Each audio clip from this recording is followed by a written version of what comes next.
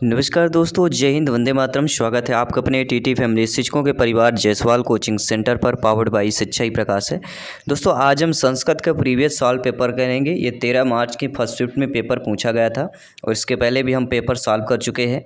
तो अगर आप लोग पेपर सॉल्व देखे होंगे तो नहीं, बाकी देखे हो ना देखे हो तो देख लेना है, देखे होंगे तो अच्छी बात है। बाकी प्लेलिस्ट भी बना दिया गया, तो प्लेलिस्ट भी आप लोग चेक कर सकते हैं। तो चलिए आइए जानते हैं संस्कृत लैंग्वेज, क्योंकि जो उनका इंग्लिश में थोड़ा बहुत रहता है इशू रहता है, वो संस्कृत लैंग्वेज सेकंड चूज करते हैं, फर्स्ट में हिंदी और सेकंड में संस्कृत चूज करते हैं। ठीक है, ये सभी के लिए होता है। तो आइए जानते हैं संस्कृत में किस प्रकार के प्रश्न पूछे गए थे, क्या ग्रामर पोर्शन था, क्या पेडागोजी के प्रश्न थे। तो सभी लोग ध्यानपूर्वक समझना है और इस सॉल्व पेपर को समझना है। इसके बाद क्लासेज भी आपकी चालू है, तो क्लासेज भी ज्वाइन करना है, क्योंकि सभी क्लासेज फ्री ऑफ कॉस्ट है। यहाँ पे लिखा गया था अधोलिखितम गद्यांशम पठित्वा प्रश्नानां विकल्प आत्मकृतोभ्यः उचितम उत्तरम चित्वा लिखति। यानी इसमें से गद्यांश पढ़ना है और प्रश्न के विकल्पों को उचित उत्तर आपको देना है। गद्यांश दिया गया है कि फल के कीलकम स्थापितम इच्छम मुग्धरैः कीलकस्य शिरसि बलात् प्राहरत एतस्मात् कीलकेन महती वेदना प्राप्त। ये आपको कुछ गद्यांश दिया गया है, ये श्लोक लिए गए हैं। और आइए इस गद्यांश से क्या क्या प्रश्न पूछे गए थे और पेडागोजी के भी प्रश्न करेंगे। प्रश्न की कह कीलकस्य शीर्षहि बलात् प्रहरम। कह कीलस्य शीर्षहि बलात् प्राहरत, तो हमने पढ़ा था, फर्स्ट ही लाइन में इसका आंसर दिया गया है। क्या दिया गया है? फल के कीलकम स्थापितुम इच्छनैः कीलकस्य शीर्षहि बलात् प्रहारत। तो यहाँ पे क्या दिया गया है? मुग्धरः। तो ऑप्शन में देखिए मुग्धरः दिया गया है। जी हाँ, मुग्धरः आपके बी ऑप्शन में दिया गया है, तो बी ऑप्शन यहाँ पे सही हो जाएगा। तो मुग्धरः कीलकस्य शिरसि बलात् प्राहरत। इसके बाद दूसरा प्रश्न देख लेते हैं, इस गद्यांश से क्या पूछा गया है। दूसरा प्रश्न पूछा गया था दोस्तों कि मया शिरोभ्रमं प्राप्यते कस्य वचनमिदम्। जो मया शिरोभ्रमण हैं, इनको जो है कस्य वचनमिदम्, हृदयस्य मृदुरस्य कीलकस्य हस्तस्य। तो अब हमें गद्यांश में फिर देखना पड़ेगा और देखना पड़ेगा, ये आप देख सकते हैं दिया गया है, परर्षि कठिनम हृदयं तो मया शिरोभ्रम प्राप्यते। तो क्या शिरोभ्रम प्राप्यते? मम शिरसि बलात् निर्दयम परर्षि कठिनम हृदयं ता मया शिरोभ्रम प्राप्यते। तो क्या हो जाएगा? कीलकस्य हो जाएगा। अब देखिए कीलकस्य ऑप्शन में दिया गया है, जी हाँ कीलकस्य दिया गया है, तो सी ऑप्शन से हो जाएगा। ठीक है, इसके बाद इस गद्यांश से देख लेते हैं क्या प्रश्न पूछा गया था आपके संस्कृत में, आपके एग्जाम में, आपके पेपर में, कि तेन यथा प्रेरते तथा खाली स्थान मया। इतना आसान नहीं है, इंग्लिश ज़्यादा इजली है, संस्कृत और क्योंकि भाषा और कठिन हो जाती है संस्कृत, क्योंकि जो अर्थ निकालना इसमें ज़्यादा कठिन होता है। और इंग्लिश इसलिए सरल होती है क्योंकि इंग्लिश के हम जो नॉर्मल तौर पे बात करते हैं, वो आधी जो भाषा इंग्लिश ही बोलते हैं, शुद्ध हिंदी तो बोलते नहीं हम लोग, तो इंग्लिश ज़्यादा इजली होती है। तो येन यथा प्रेरते तथा मया, तो क्या हो जाएगा यहाँ पे? आचरते। क्या हो जाएगा? तेन यथा प्रेरते तथा आचरते मया।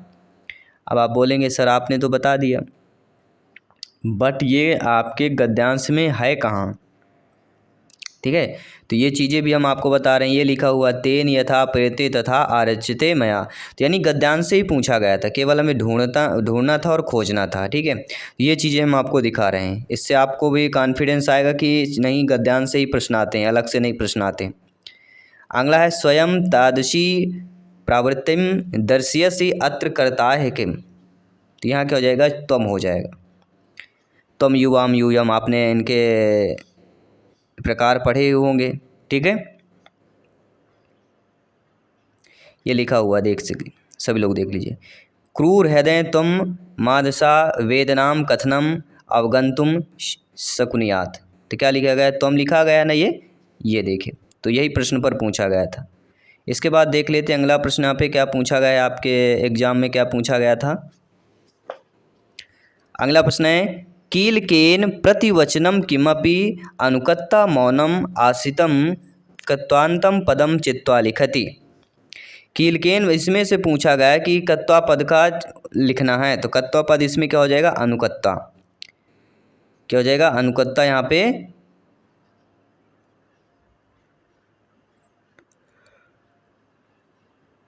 राइट आंसर हो जाएगा। इसके बाद आइए बात करते हैं गद्यांश का अगला प्रश्न क्या पूछा गया था। अगला प्रश्न दोस्तों आपके स्क्रीन पर है कि अप्रत्यक्षम गता इतर्थ्ये प्रयुक्तम पदम किम। अप्रत्यक्ष जो है गता इतर्थे प्रयुक्तम पदम बताना है, तो अप्रत्यक्षम गत में प्रयुक्त पद कौन सा हुआ है, तो तिरोहिता। तो जाएगा तिरोहिता प्रयोग हुआ है। जब अब देखिए सब अलग अलग गद्यांश के अलग अलग आपके प्रश्न बनते हैं, ठीक है। बाकी जो पेडागॉजी के प्रश्न करेंगे वो आप अच्छे तरीके से समझेंगे, क्योंकि पेडागॉजी के प्रश्न रिपीट होते हैं, पूछे जाते हैं। प्रयासई है क्रियताम अत्र कह लकार है। प्रयासई है क्रियताम में लकार पूछा गया है, तो लोट लकार आएगा। क्या लिखा है, क्रियतमाम लिखा गया है, तो हो जाएगा लोट लकार। अब पद्यांश दिया गया है। पद्यांश हमारा क्या दिया गया है, भीमम वनम भवति तस्य पूर्वम प्रधानम शर्वो जनय स्वजन तामुयपिति तस्य कृतित्वात् भूर्भति सन्निधिर्तन्पूर्णाय यशास्ति पूर्व सुकृतम विपुलम नरस्य। अब यहाँ पे प्रश्न आपका पूछा गया था कि भीमम वनम इत्यस्य को अर्थ है। भीमम वनम इत्यस्य को अर्थ है, तो कौन सा अर्थ हो जाएगा, भयंकरम। भीमम वनम का मतलब क्या होता है, भीमम मतलब भयंकर वनम, तो भयंकरम इज द राइट आंसर हो जाएगा। अर्थ पूछा गया है, तो अर्थ चीज़ें पूछे तो नॉर्मल इतना चीज़ें तो आप लोग समझ जाते हैं, क्योंकि आप सभी लोग हिंदी भाषा जानते हैं। सर्वे जनाय किम उपयंती, तो सर्वे जनाय स्वजननातम, क्या हो जाएगा, स्वजन ताम की बात करेंगे। सर्वे जनाय स्वजन ताम उपयति, सर्वो जनाय स्वजन ताम उपयति तस्य। सेकंड लाइन से प्रश्न पूछा गया था।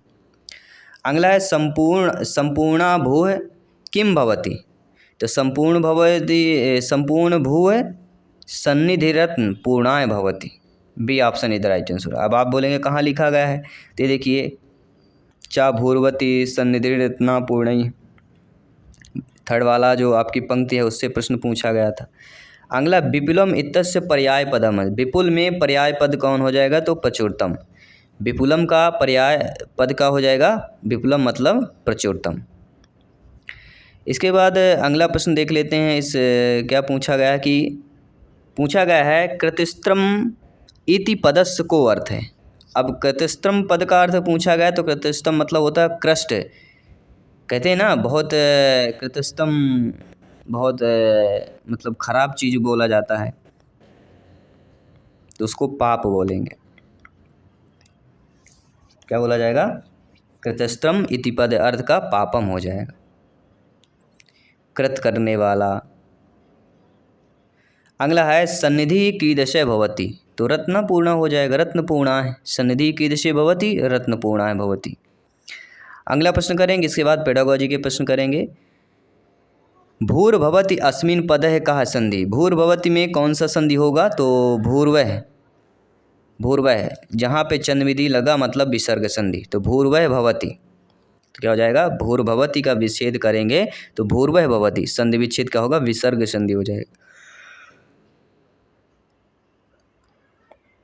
अब आइए जानते हैं पेडागॉजी के प्रश्न क्या पूछे गए थे।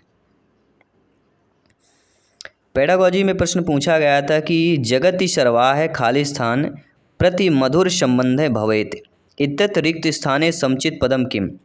जगत में देखा जाए तो सभी जगह जो है मधुर संबंध होता है, किसके प्रति होता है, भूमि। जगति सर्वाय भूमि प्रति मधुर संबंध भवेत्, भूमि के प्रति जो है मधुर संबंध होता है। तो शुद्ध यहाँ पे भूमि का क्या होता है, भूमि है, बड़ी मी होगा, ठीक है। इसके बाद देख लेते हैं अगला प्रश्न पेडागॉजी में। संस्कृत पेडागॉजी से संस्कृत शिक्षा शास्त्र से क्या प्रश्न पूछा गया था कि खाली स्थान अनुरामैः गच्छति इत्यत्र रिक्त स्थाने समुचित पदम किम। अनुरामैः गच्छति, तो माम अनुरामैः गच्छति हो जाएगा। बहुत से लोग मम कर देते हैं, मम अनुरामैः गच्छति, यहाँ पे माम होगा, ठीक है। माम अनुरामैः गच्छति। First option is the right answer. अगला प्रश्न क्या पेडागोजी से प्रश्न पूछा गया, ध्यानपूर्वक समझिएगा कि भावार्थक प्रत्यय नस्ति, इसमें भावार्थक प्रत्यय कौन हो जाएगा, नस्ति कौन सा नहीं होगा।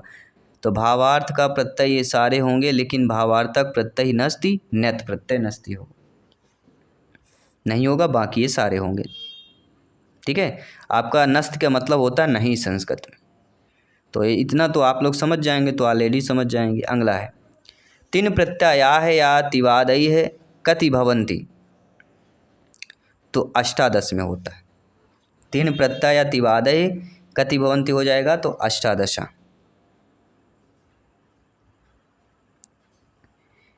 इसके बाद अगला प्रश्न पूछा गया था पेडागोजी से शिक्षा शास्त्र के कि तमसो माँ ज्योतिर्गमय इत्यत ज्योति पदम कस्मिन लिंगे प्रयुक्तम। ये आपने शायद सूत्र या ये पंक्ति पढ़ी होगी, सूक्ति जो पढ़ी होगी, तमसो माँ ज्योतिर्गमय, इसमें जो ज्योति दिया गया है इसमें कौन से लिंग का प्रयोग किया गया है। तो ज्योति जो इसमें ना तो पुल्लिंग है ना स्त्रीलिंग, ये नपुंसक लिंग में आ जाएगा, ज्योति है। तो यशवी ने नपुंसक लिंग पे सही माना है। आइए बात करेंगे अगले प्रश्न की। लिंग दृष्टवा किम पदम भिन्न वर्गीयम, लिंग के दृष्टि से कौन सा पद जो है इसमें से भिन्न होगा। हवि है, ज्योति है, सर्पी है, तो उर्मी ही यहाँ से भिन्न हो जाएगा लिंग के दृष्टि से देखा जाए तो। अगला प्रश्न क्या पूछा गया कि सस्वर वाचनस्य मुख्य उद्देश्यम अस्ति, सस्वर वाचन का मुख्य उद्देश्य क्या होता है। द्रुतगत्या वाचन, शब्दशः वाचन, लय ज्ञानार्थम या पठन संबंधी भय निवारणार्थम। देखिए सस्वर वाचन का अर्थ ही होता है, या सस्वर वाचन का मुख्य उद्देश्य पूछा गया तो इसका मुख्य उद्देश्य होता है पठन संबंधी भय निवारणार्थम, यानी पठन से संबंधी भय का निवारण करना, वह होगा सस्वर वाचन का मुख्य उद्देश्य होता है, मतलब सही वाचन करना, सही बोलना। अगला प्रश्न पूछा गया लेखन कौशलस्य आवश्यकता नस्ति, लेखन कौशल के लिए कौन आवश्यकता नहीं होता। तो लेखन कौशल के लिए प्रदर्शन आए तो प्रदर्शन आवश्यकता होती है।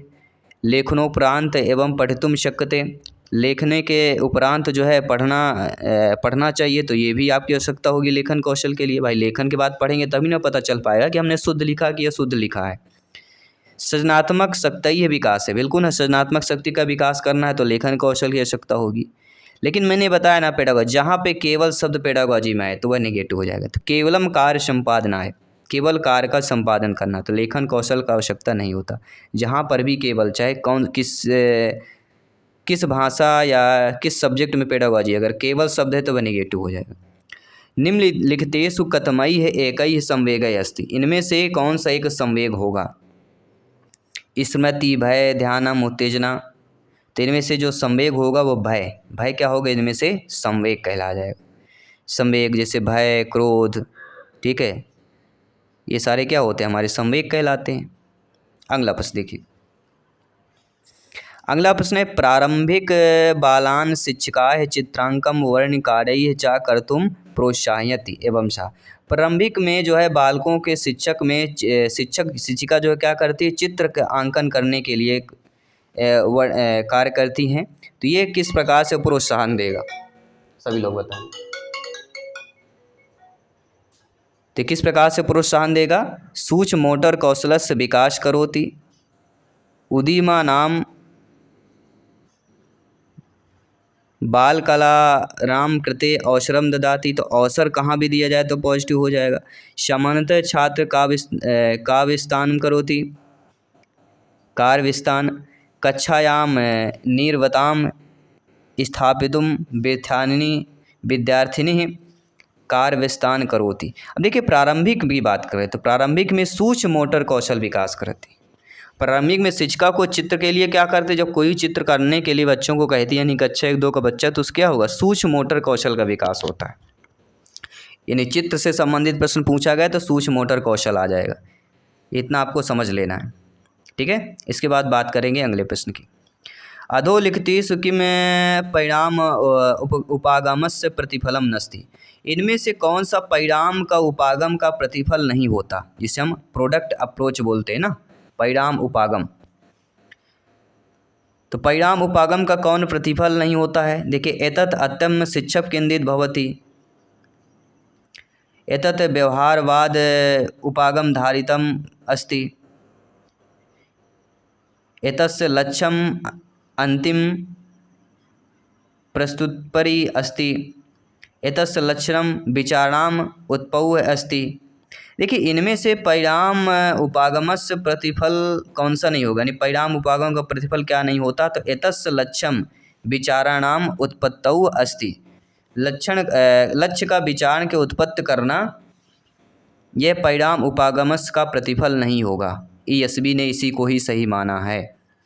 आइए बात करेंगे अगले प्रश्न की। मौन वाचनेन विद्यार्थी अधोलिखितेषु कस्य सर्वतो न्यूनतम अधिग्रहणम कुर्यात्। मौन वाचन में विद्यार्थी इनमें से कौन सा जो है न्यूनतम यानी नया अधिग्रहण करता है? तो मौन वाचन में क्या अधिग्रहण करता है विद्यार्थी बालक बालिका? शब्दों को, व्याकरण को, संभाषण कौशल को या पठन कौशल को। और मौन वाचन कर रहा है तो कहीं ना कहीं संभाषण कौशल को क्या कर रहा है? कोई विद्यार्थी मौन वचन कर रहा है तो संभाषण कौशल सर्वतो न्यूनतम अधिग्रहणम कुर्यात्, संभाषण कौशल हो जाएगा। इसके बाद अगला प्रश्न क्या पूछा गया था देख लेते हैं, समझ लेते हैं और आप लोगों का फीडबैक जान लेते हैं कि निम्नलिखित में से कौन सा कथन असत्य दिया गया है? स्वायत्त शिक्षार्थिनः ते एवं स्व अधिगमनाः स्व उत्तरदायित्वं स्वीकुर्वन्ति। ये आपका कथन सत्य दिया गया है कि स्वयं अधिगम करना, स्वयं उत्तर का दायित्व स्वीकार करना, ये गलत हो जाएगा। स्वयं जहाँ पर कि स्वयं मैं करूँगा, मैं करूँ, मैं या स्वयं शब्द आ जाए तो ये समझ लीजिएगा ये भी नेगेटिव है पेडागोजी। अगला कि अधिगमनार्थम गतिविधीनाम आयोजनम क्रियान्वयम् च कर्तुम् उदिताः भवन्ति। तो अधिगम में गतिविधि का आयोजन करना बिल्कुल सही होगा। अधिगमनस्य एतस्य च प्रभाविताः च निरंतरं समीक्षा कुर्वन्ति, बिल्कुल सही बात है। अधिगम में प्रभावित में निरंतर समीक्षा करनी चाहिए। केवलम अनुमोदित पुस्तकानि एवं स्रोतोरूपेण स्वीकृति तेषु प्रदत्त प्रश्नानाम् उत्तराणि आगच्छन्ति पूर्णतया च अभ्यासम कुर्वन्ति। तो अभ्यास करना भी आपका पॉजिटिव माना जाएगा। तो निम्नलिखित सा कथन सत्य हो जाएगा कि स्व अधिगमनाय स्व उत्तरदायित्वं स्वीकुर्वन्ति। इसके बाद अगला देख लेते हैं क्या पेडागोजी में पूछा गया था प्रश्न कि को अपि छात्राय अधिगन्तुं किंचित कठिन्यम अनुभवति अन्य सामान्य छात्राणां कृतैः निर्मित वाचन सामग्री अधिकृतैः सह अपि निपुणं भवेत् इत्यर्थं कृत उपचारात्मक शिक्षणस्य कृते किम्। तो इनमें से छात्र में किंचित कठिनम भवति, नाम मात्र का कठिन होता है जो छात्रों में, तो कहीं न कहीं कि जो अपरिचित शब्द होते हैं, अपरिचित शब्दानाम अभिज्ञानम इनंच छात्र भई सहयोगनम एतते शब्दार्थाई है दृष्टुम अवगंतुम च समर्थाय भवति। तो यहाँ पे हमारा जो अपरिचित शब्द होते हैं उनका विज्ञान करने के लिए जो है एक छात्रों के लिए सहयोग करना और शब्द के दृष्टि से देखा जाए तो समर्थ भी बनाना बच्चों के लिए, तो ये अधिक आवश्यकता होगी, सी वाला ऑप्शन। और अंतिम प्रश्न दोस्तों क्या पूछा गया था संस्कृत पेडागोजी में इस पेपर में कि अधस्तनेषु कतमैः भाषा परिवारैः भारते न विराजते, नेगेटिव पूछा गया। तो द्रविड़ विराजते होगा, तिब्बत वर्मन होगा, इंडिको आर्यन होगा, लेकिन आपका अल्ताइक नहीं होगा। इनमें से जो कथमी भाषा परिवार भारतीय न अल्ताइक एक ऐसी भाषा है जिस भाषा के जो परिवार है वह व्यक्ति हैं वे भारत में निवास नहीं करते, बाकी द्रविड़ के निवास करते हैं, तिब्बत वर्मन भाषा के और इंडो आर्यन ये भी निवास करते हैं भारत में। विराजते मतलब निवास करना, कहते हैं ना आइए विराजिए मतलब बैठिए, मतलब भारत के अंदर प्रवेश हैं, ये जातियां हैं कि नहीं हैं। तो ये रहे दोस्तों, ये आपके संस्कृत में पूछे गए थे। और डेली इसी तरह प्रीवियस पेपर के सॉल्व पेपर पाने के लिए चैनल से जुड़े रहें। जो भी आपका कमेंट हो फीडबैक अवश्य कीजिए, बाकी सभी पेपर करेंगे, साथ ही साथ क्लास भी जल्द करेंगे क्योंकि वर्ग 3 एग्जाम को 101% फतेह करना है। हेल्पफुल बहुत ही होने वाली है क्लास, आने वाली क्लासेज भी, क्योंकि इस बार 101% फतेह करना है। जय हिंद सभी का, धन्यवाद सभी का, वंदे मातरम।